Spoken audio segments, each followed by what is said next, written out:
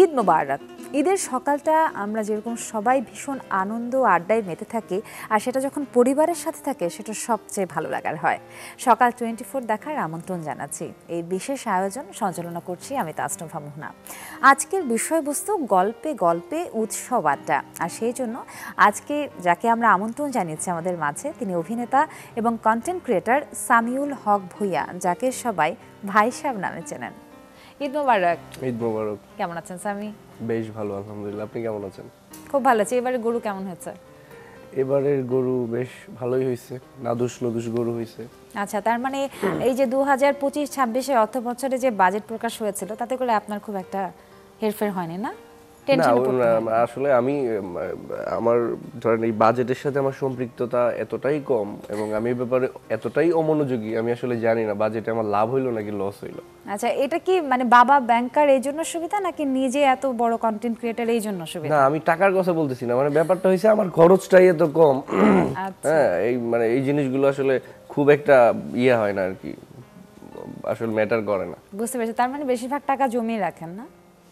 আর টাকা নিয়ে ঈদের মধ্যে টাকা পয়সা সব শেষ, সালামি দিয়ে দিছি। ঈদের মধ্যে তো টাকার কথাই বলতে হবে, বলেন না। একে তো আমরা ভাই সাহেবকে পেয়েছি আমাদের মাঝে, যারা সবাই যেহেতু আপনার প্রায় আমি যদি ভুল না করে থাকি 2 মিলিয়নের উপরে আপনার ফলোয়ার আছে। ভুল করেন নাই। হ্যাঁ, তো এখন ধরেন কন্টেন্ট ক্রিয়েশন মানেই হচ্ছে টাকা, আর ভাই সাহেব মানেই হচ্ছে সবাই জানে যে তার লক্ষ লক্ষ টাকা ইনকাম মাসে।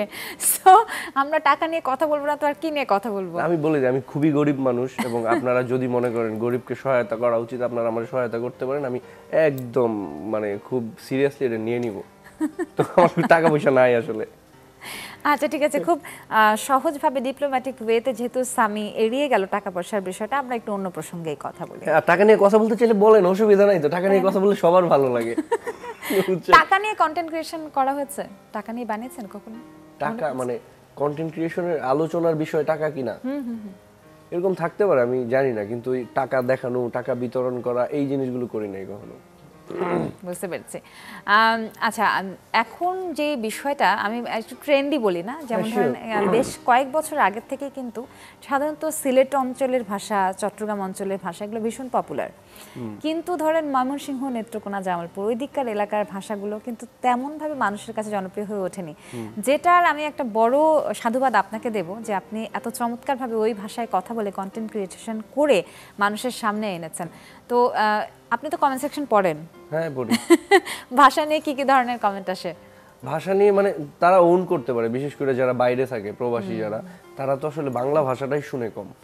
বিশেষ করে মিডল ইস্টে যারা থাকে, হিন্দি শুনে বেশি, আরবি শুনে, ইংলিশ শুনে কিছুটা, কিন্তু ওরা বাংলা ভাষাটাই শুনতে পায় না।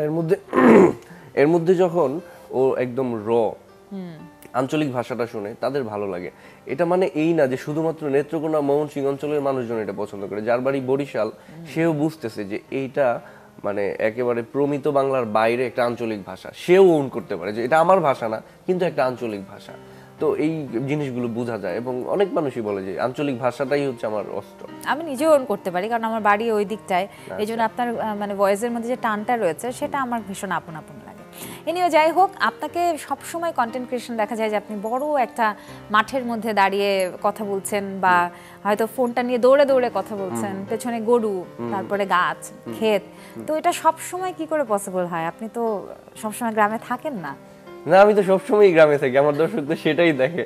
তো এখানে টেকনিক্যাল বিষয় নিয়ে কথা বললে সব জায়গায় আপনি যেখানেই থাকবেন, আমি একটা হিসাব করে দেখছি যে আপনি ঢাকা থেকে একটু বেরোইলেই আপনি সবুজ পাইতেছেন। হ্যাঁ, তো সেই সবুজে আপনি যখন মানে সব গ্রামের চেহারা আসলে আলটিমেটলি একই।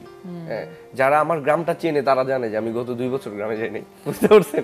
কিন্তু মানুষজন ভাবে যে আমি আসলে গ্রামেই আছি, পেছনে একটু গ্রিন থাকলে হয়ে যায় আর কি।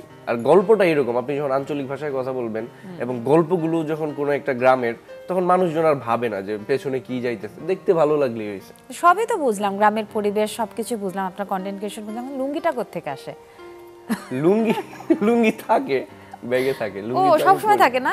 এখন নাই, মানে এই আজকে স্টুডিওতে আসার আগে লুঙ্গি নিয়ে আসি না, কারণ এখানে আমার প্ল্যান নাই। যখন আমার প্ল্যান থাকে সেটা থাকে।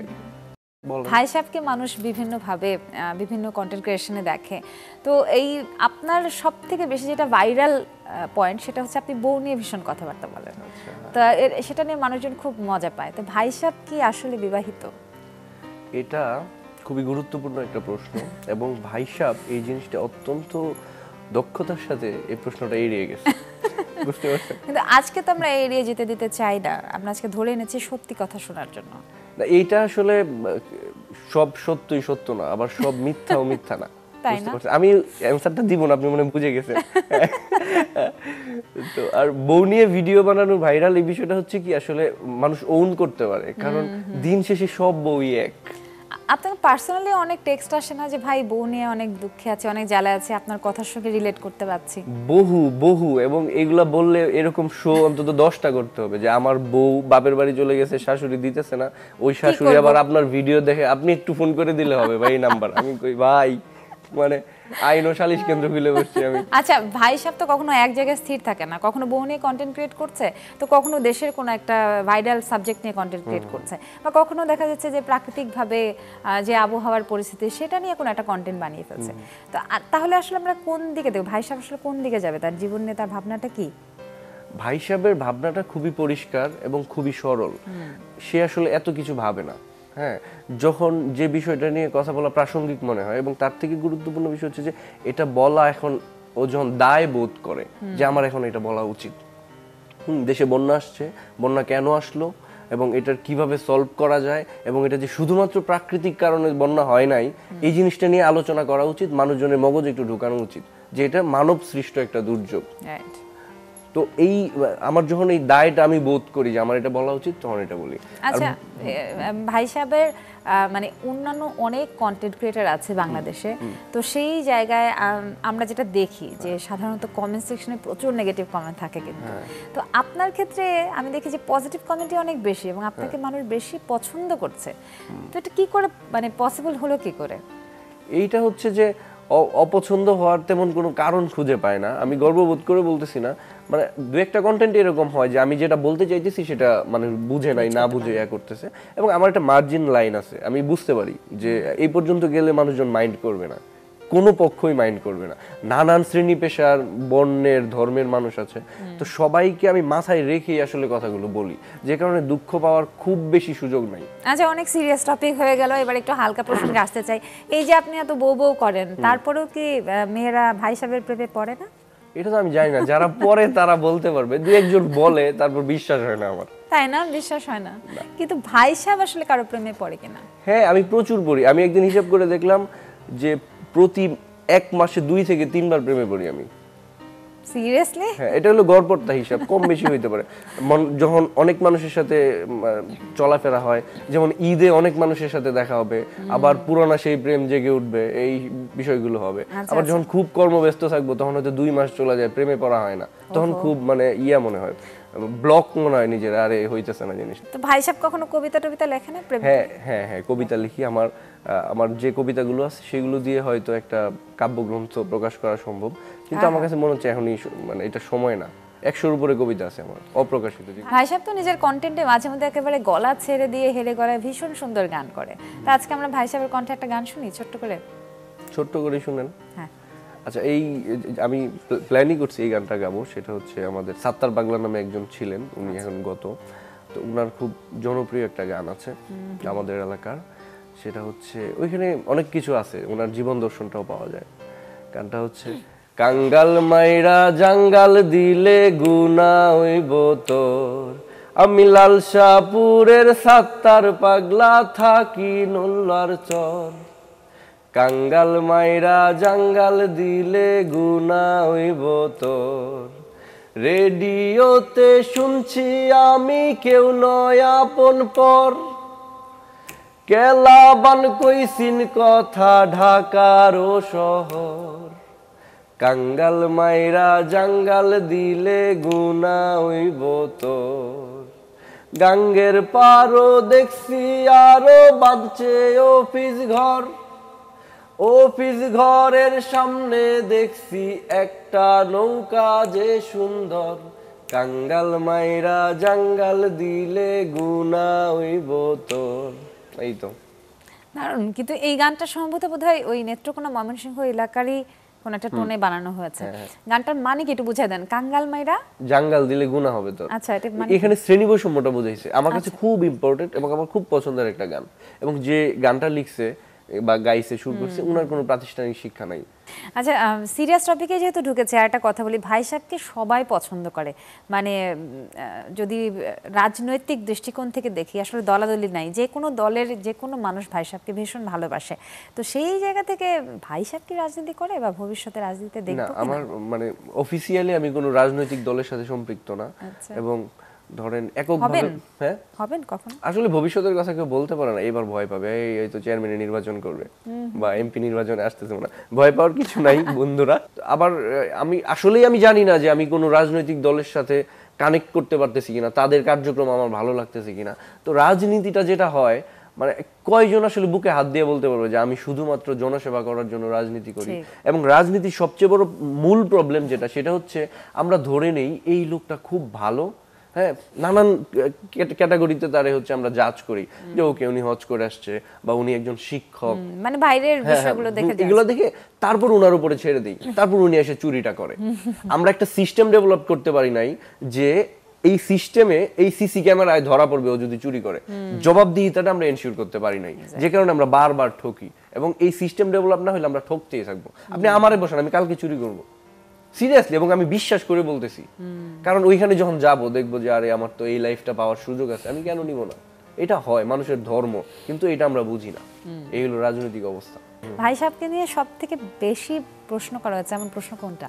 ওই যে আপনি যেটা বললেন, ভাই সাহেব কি আসলেই বিবাহিত, এবং সার্চ করে ভাই সাহেবের গান, ভাই সাহেবের আসল পরিচয়, ভাই সাহেবের বৈবাহিক অবস্থা, এইগুলো নিয়ে সার্চ হয় বেশি। কিন্তু অনেক মানুষ আমি দেখেছি যে কমেন্ট সেকশনে মানে কনফিউজ করে দেয় মানুষজনকে, খুব কনফিডেন্সের সঙ্গে বলে যে হয়তো আপনার বাড়ি অমুক জায়গায় বা তমুক জায়গায়, নিজেরা যার যার মতো করে আর কি বলে দেয়। তো সেই ক্ষেত্রে মানে আপনার কি মনে হয় যে এটা কি খোলাসা করে দেওয়া উচিত কিনা? আমিও তো কনফিডেন্সের সাথেই বলতেছি, আমি একটা বিয়ে করছি, আমার বউয়ের নাম প্রেরণা বেগম, সে আমার থেকে 7 বছরের বড়, তারে নিয়ে আমি ভালোই আছি, কনফিডেন্সের সাথে বললাম। আরেকটা বিষয়, আমি আপনার প্রোফাইল যখন সার্চ করি তখনই দেখি যে আপনি প্রোফাইলে একটা মানে জামাই লুক নিয়ে থাকেন, এটা কারণটা কি?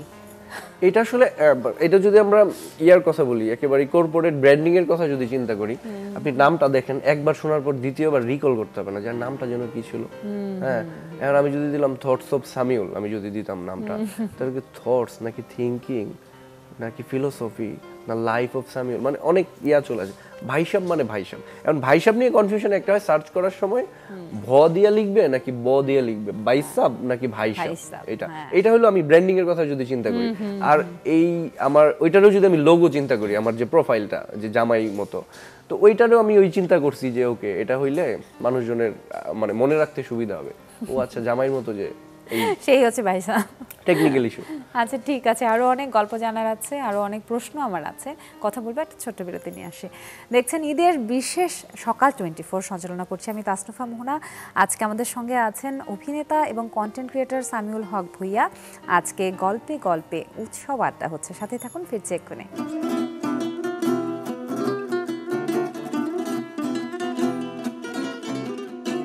গল্পে গল্পে উৎসব আড্ডায় আরও একবার সবাইকে আমন্ত্রণ জানাচ্ছি সকাল 24-এর বিশেষ ঈদের সকালে। আজ অভিনেতা এবং কন্টেন্ট ক্রিয়েটর সামিউল হক ভূঁইয়ার সঙ্গে আড্ডা হচ্ছে, যাকে আপনারা সবাই ভাই সাহেব নামে চেনেন। তো ভাই সাহেব বলেন, আপনার কেমন লাগছে ঢাকা, মানে আপনি তো ভাই সাহেব আগা গোড়া একজন গ্রামের মানুষ, গ্রামের মানুষের মতো করে কথা বলে সেখানকার মানুষের সঙ্গে মিশে যায়। ঢাকায় থাকতে ভাই সাহেবের কেমন লাগে? ঢাকা থাকতে আমার ভালো লাগে না, দম বন্ধ লাগে, আচ্ছা, এবং নিঃশ্বাসটাও স্বাভাবিক মনে হয় না। কিন্তু আসলে কিছু করার নাই, চ্যানেল 24 স্টুডিওটা ঢাকাতেই, আমার এখানেই আসতে হবে। এগুলোও আসলে বাস্তবতা মাইনে নিতে হয় আর কি। ভাই সাহেব অনেক ব্যস্ত সময় পার করছেন, বোঝা যাচ্ছে। ব্যস্ততার প্রসঙ্গ পরে, আগে আপনার একটা খুব সুন্দর মানে একটা গান আপনি গলায় তুলেছেন, সেই গানটা শুনতে চাই। কোন গানটা যেন? লিচুরো বাগানে। ও আচ্ছা, এটাও হচ্ছে একটা আমাদের কি বলে, এটা একটা পুরনো গান, লোকগানও বলা চলে, কিন্তু প্রথম এই গানটা আসলে মানুষজন শুনে হচ্ছে সাত্তার পাগলার গলা থেকেই।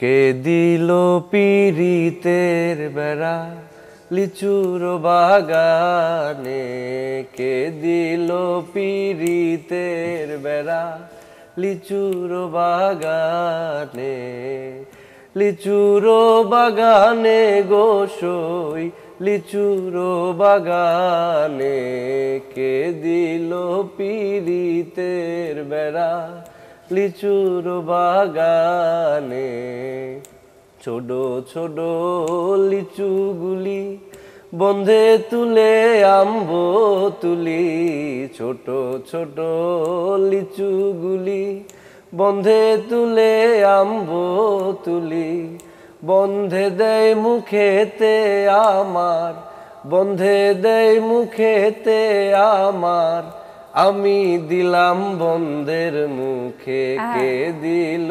পিরিতের বেড়া লিচুর বাগানে। বাহ, দারুণ। আপনি সাত্তার পাগলা গান ভীষণ পছন্দ করেন, বেশ কয়েকটা গান তোলা বোধহয়। হ্যাঁ হ্যাঁ। আচ্ছা, ব্যস্ততার প্রসঙ্গে কথা বলছিলেন, কি নিয়ে ব্যস্ত সময় কাটাচ্ছেন? ব্যস্ততার ব্যাপারটা কি, আসলে আমরা যে প্রফেশনে আছি ইনক্লুডিং ইউ, আমরা ব্যস্ত না থাকলে আমাদের দাম থাকে না। আমি যতটা না ব্যস্ত তার থেকে বেশি ব্যস্ততা দেখাইতে হবে। যদি আপনার ব্যস্ততা না থাকে, মিটিং আছে, হয়তো চা খাইতেছেন, বলতে হবে মিটিং আছে। তবে রিসেন্টলি আসলে আমি একটু মানে ব্যালেন্স করতে হিমশিম খেয়ে যাচ্ছি আর কি। সেটা হইলো 2টা সিরিয়াল চলতেছে, সিঙ্গেল নাটক আসতেছে, সিনেমা আসতেছে, মানে সবকিছু মিলে, এবং আমার কিছু পার্সোনাল প্রজেক্ট আছে, সেগুলো ছোট আকারের সিনেমা বা প্রোগ্রামের মতো কিছু জিনিস, অনেক কিছুই করতে হইতেছে।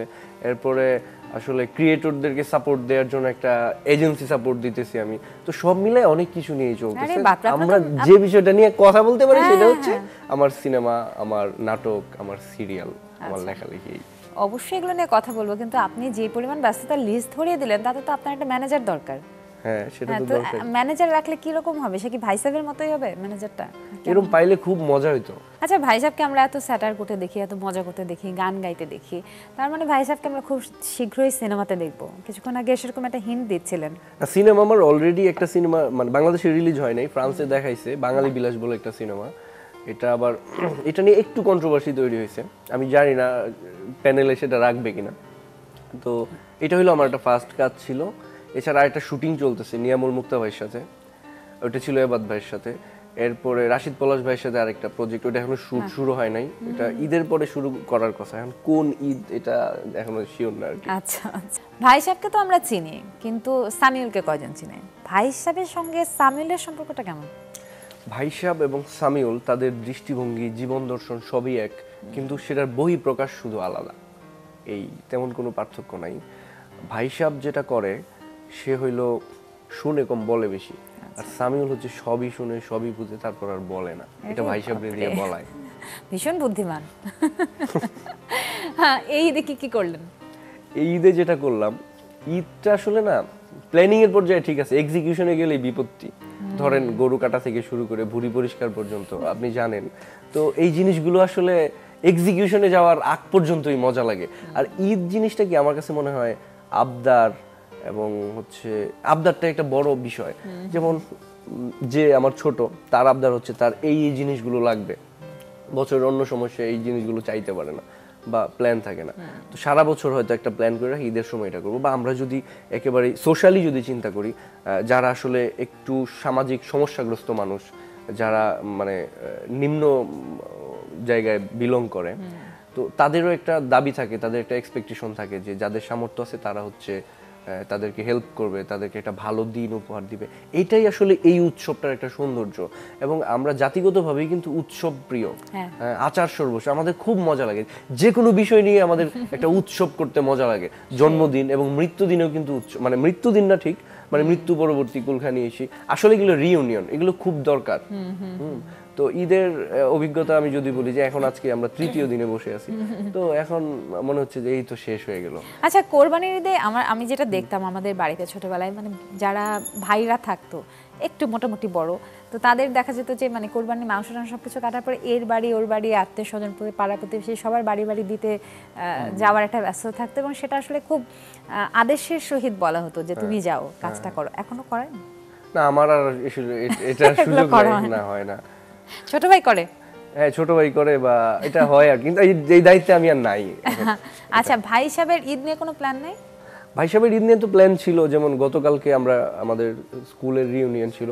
আমার যেটা হয়েছে, আমি অনেকগুলো স্কুলে পড়ছি, আমি ভাই সাহেব হিসেবে এই জিনিসটা এইভাবে পোর্ট্রে করি যে আমার কোনো স্কুলে রাখতো না, কিন্তু সামিউল হিসেবে সেটা বলি সেটা হচ্ছে আসলে আমার একই জায়গায় বেশি দিন থাকার সুযোগ ছিল না, বাবার বদলির চাকরি ছিল।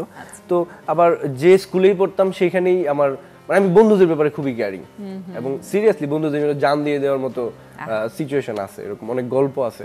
তো ব্যাপারটা হচ্ছে সবাই আমার ওন করে, আমি সবাই ওন করি। তো ঈদের পরের দিন সব কটা স্কুলে একটা করে রিউনিয়ন, আমি কয়টাতে যাব? তো এই যে ব্যস্ততা শেষ করলাম, এবং এরকম হয় যে সবাইরে বলে দিই যে আমার অন্য জায়গায় শিডিউল আছে, একটা শুটিং আছে, বা এই যে এখানে চলে আসছি আজকে ঈদের তৃতীয় দিন, তার মানে তৃতীয় দিন আমার আর কেউ নক দেবে না।